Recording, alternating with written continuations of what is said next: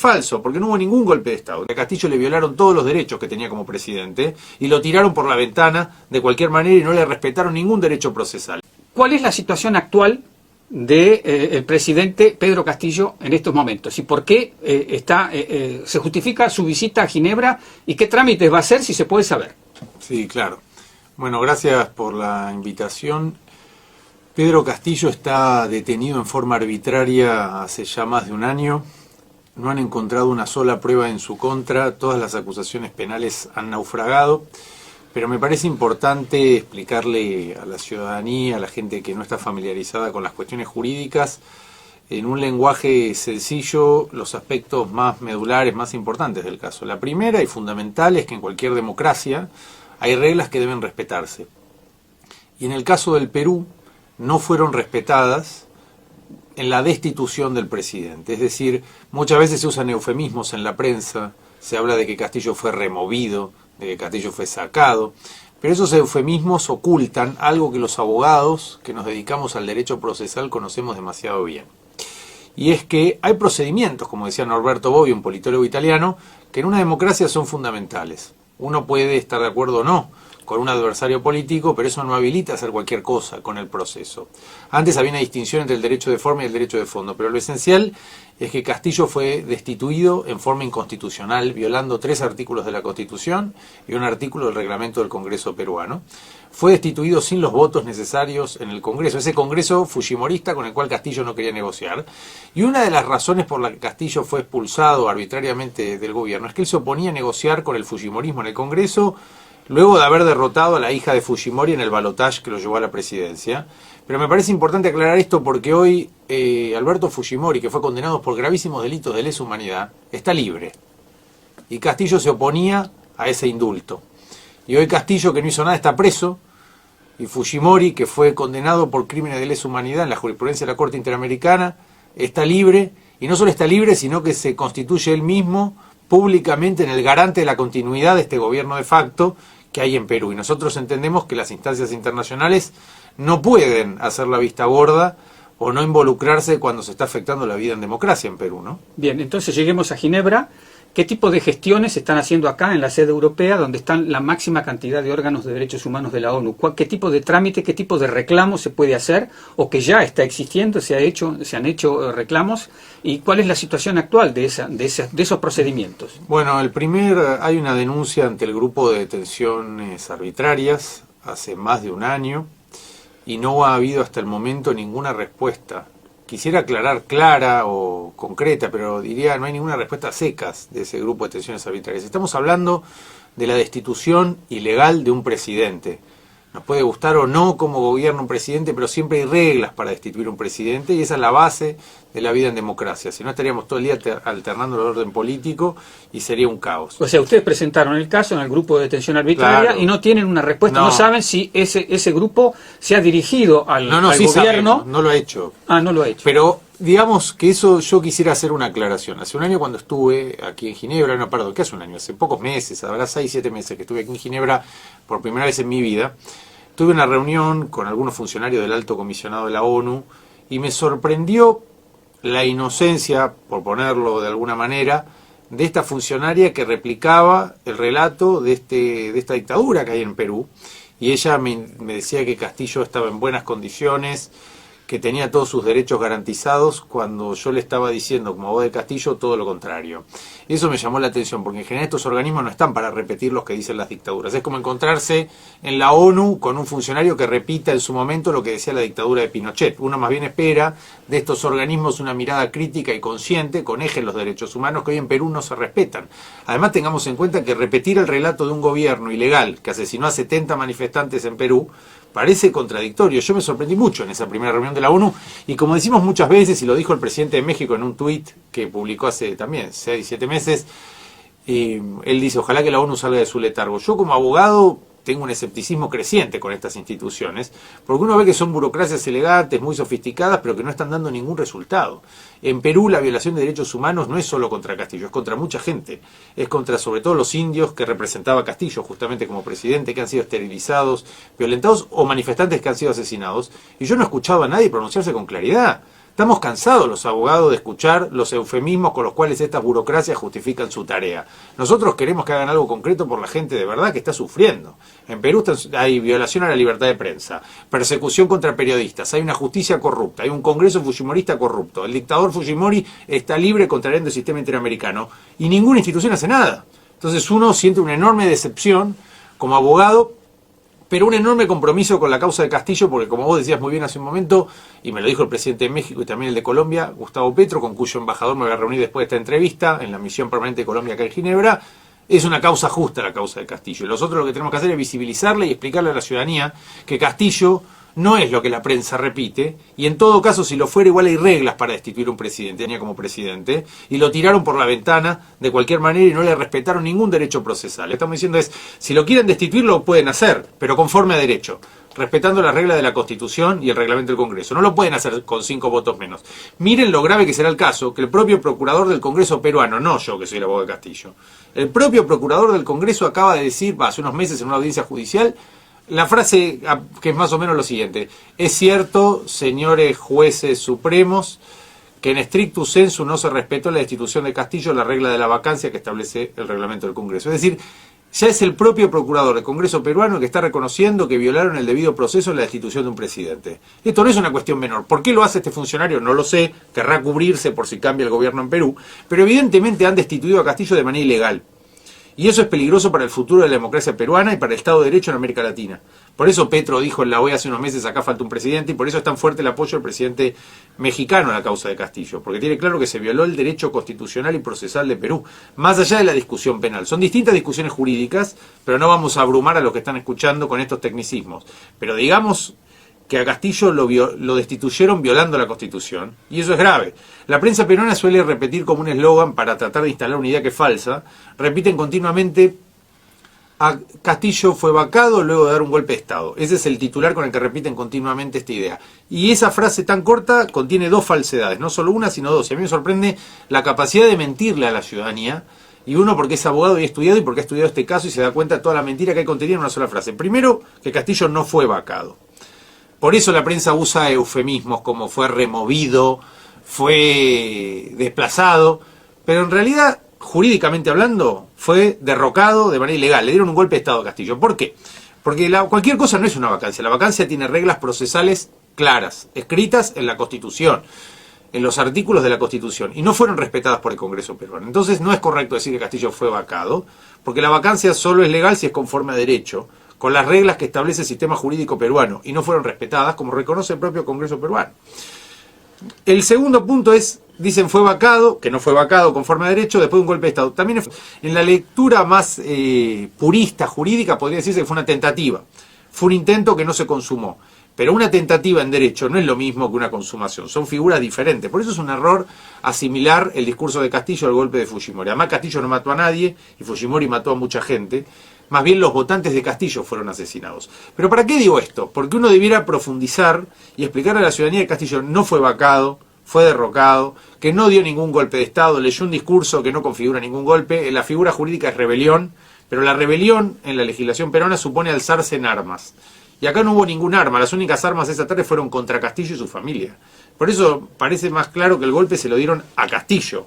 Lo que me sorprende es, sin entrar en la discusión política o en la discusión penal, cualquier abogado sabe que hay una rama del derecho que se llama derecho procesal.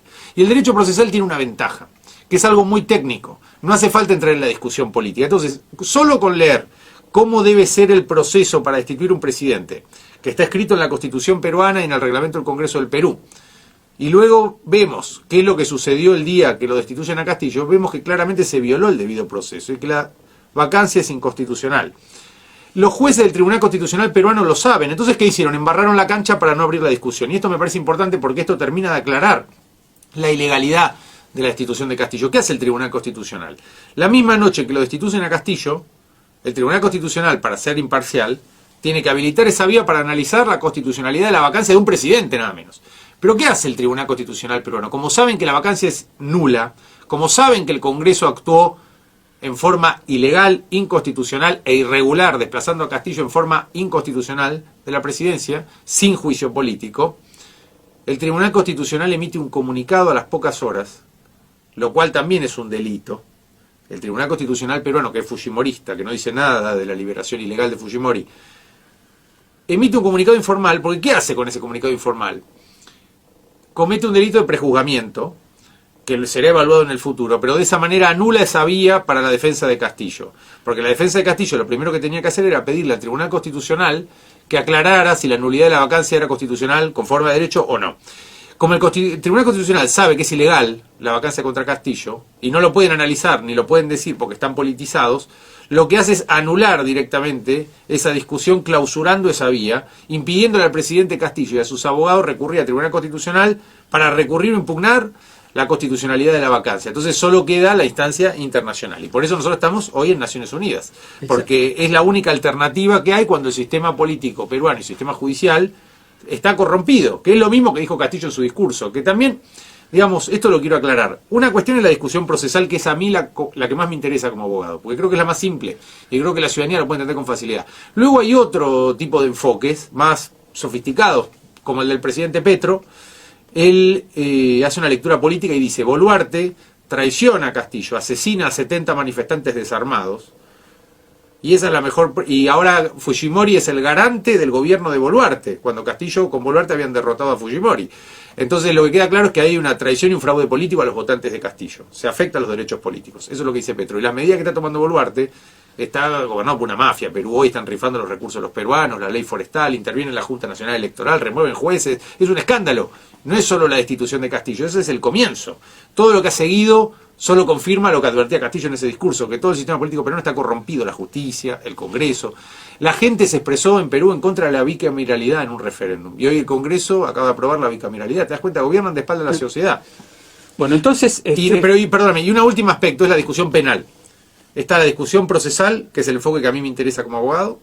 Está la discusión política, que es el enfoque del presidente de Colombia, como el de Xiomara Castro y el presidente López Obrador, que se afectan los derechos políticos de los electores de Castillo, que padecen fraude, porque ellos votaron un gobierno, destituyen a su presidente y los terminan asesinando por salir a protestar, y luego se gobierna con el fujimorismo, cuando en realidad los votantes de Castillo le ganan a Fujimori.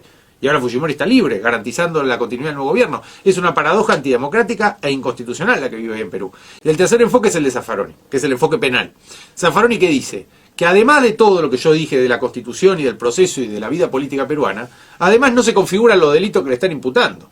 Y si uno lee los argumentos de San Martín Castro y Checle, que son dos jueces de la Corte Suprema, no del Tribunal Constitucional, sino de la Corte Suprema, uno advierte los malabares doctrinarios que hacen para constituir un tipo que en realidad no se configura. Porque el Código Penal peruano dice que la rebelión es alzamiento en armas, y Castillo lo único que hizo es leer un papel e irse. No alzó ningún arma contra nadie. Todo lo contrario, las armas fueron contra él y contra la gente que él defendía. Por eso él leyó ese discurso, porque estaban reprimiendo al pueblo. Entonces Zaffaroni dice que además la acusación penal está infundada, con lo cual la prisión es arbitraria y no se justifica ni de manera constitucional ni de manera penal. Entonces abiertamente, de estos tres enfoques, el enfoque penal, que es el de Zaffaroni, el enfoque político, que es el de Petro, y el enfoque procesal, que es el mío, vemos que de los tres puntos de vista se están violando derechos en Perú. Y es muy claro y muy obvio. Por eso uno no entiende por qué las instituciones como la ONU no hacen nada. Exacto. Para los que no lo saben, Zaffaroni está en la defensa de Castillo junto con usted, que es un célebre abogado argentino, que fue miembro de la Corte Suprema y que ha tenido actuaciones a nivel internacional dentro de la justicia, creo, latinoamericana. Claro, sí. Entonces, ahora, bueno, llegó el momento de la ONU, como usted dijo. Es una buena frase. O sea, ustedes tienen ya algo empezó mal con el grupo de la detención arbitraria, que no asume el caso. No. Bueno, ¿y cuál otras gestiones va a hacer usted aquí? ¿Va a seguir insistiendo con el grupo de detención arbitraria? A mí, te soy honesto, a mí tal vez es un rasgo típico de los porteños. A mí me abruma un poco tener que pedirle a la ONU que haga bien su trabajo. Uno no tendría que luchar por sus derechos. Hace una semana estuve en México y me junté con la canciller, que entiende la arbitrariedad de lo que pasa con Castillo, y México tiene un compromiso muy fuerte porque tiene muy claro lo que sucedió, igual que Colombia, igual que Bolivia, igual que Honduras, que hace una semana estuve con Zelaya y con la presidenta Xiomara Castro, que ahora dirige pro tempore la CELAC. Todos tienen claro que se está violando el Estado de Derecho en Perú. Lo que a uno le preocupa como abogado es que no lo tenga claro un organismo de la entidad de Naciones Unidas. No hay abogados en la ONU, no hay alguien capaz de advertir que lo que pasa en Perú es grave. Yo me pregunto, si hubieran asesinado 70 manifestantes en París, ¿la ONU no hubiera dicho nada? En Francia no hubiera pasado nada. En Perú mataron 70 peruanos que salieron a protestar luego del golpe contra Castillo y no ha sucedido absolutamente nada. Y cuando yo estuve acá reunido, lo primero que me dice una funcionaria es que Castillo estaba muy bien. Entonces yo me pregunto, ¿cómo va a estar bien si lo destituyeron de manera arbitraria? O sea, usted estuvo con funcionarios del alto comisionado, no estuvo con relatores, salvo con el grupo de detención arbitraria. Sí, hay un relator con el que nos vamos a reunir mañana que merece mi respeto, Clement, creo que es sobre libertad de asociación. Me parece una persona seria. Tuvimos una reunión por Zoom hace 6 meses y mañana nos vamos a reunir en persona acá en Naciones Unidas. Él tiene en claro que la situación de Perú es grave. Pero a mí, en él noté mayor conciencia de lo que pasa en Perú. ¿De qué origen es este relator? No es de Togo, creo. De Togo, sí. Okay. Creo que él tiene mayor conciencia y claridad. Me sentí escuchado cuando hablé con él. Pero el resto de los funcionarios más bien parecen más preocupados por cumplir una tarea burocrática, poner un sello, cumplir formalmente y olvidarse del caso.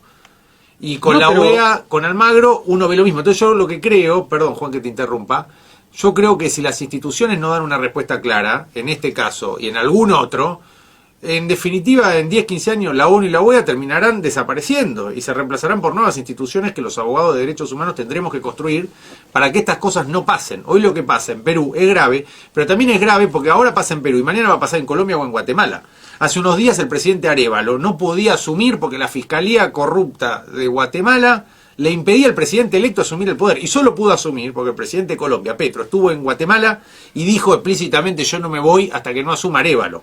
Es grave lo que pasa en América Latina. Castillo tampoco lo querían dejar asumir. La Fiscalía lo persiguió. Fue el primer presidente de la historia que le requisan el palacio siendo presidente porque es un indio, porque es negro y no lo quieren en el poder. A ningún otro presidente le han hecho eso en la historia, como Evo Morales, que le requisaron el avión en Viena en 2013. Se lo hicieron porque es un indio. Yo quiero ver si al presidente de Francia le requisan el avión y lo hacen bajar por la fuerza como hicieron con Evo Morales. Específica, que es el derecho a asociación, usted ha dicho. Claro, que está en peligro en Perú. Está criminalizada la asociación. Entonces, y ahí empieza un nuevo proceso que va a continuar al margen, va en paralelo a la situación de agravamiento que se vive en Perú. ¿Es así? Sí, exacto. Nosotros presentamos el caso con Zaffaroni, aclarando que también lo habíamos hecho en el sistema interamericano, y no obtenemos respuesta de ningún tipo. Y aquí en Ginebra lo presentaron. Claro. O sea, se presenta por una plataforma virtual, no hace falta venir para presentar el caso.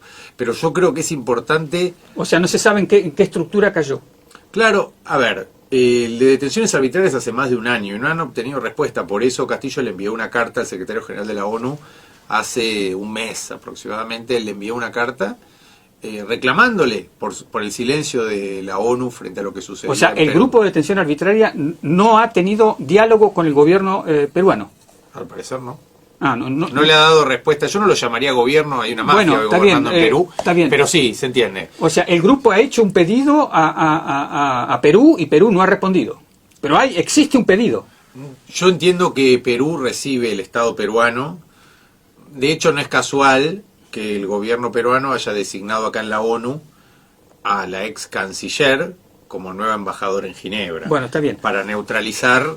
Para cernir los hechos, porque tenemos que ir cortando por la extensión de la entrevista. Sí, o sea, claro. usted quieren ustedes aclarar qué es lo que ha ocurrido en el grupo de detención arbitraria y por otro lado van a recurrir mañana a otro relator. A otro relator, y también la idea es traerle nuevamente el caso a Naciones Unidas, tal vez desde otro enfoque, para facilitarle al propio sistema de la ONU la intervención en lo que sucede en Perú, ¿no?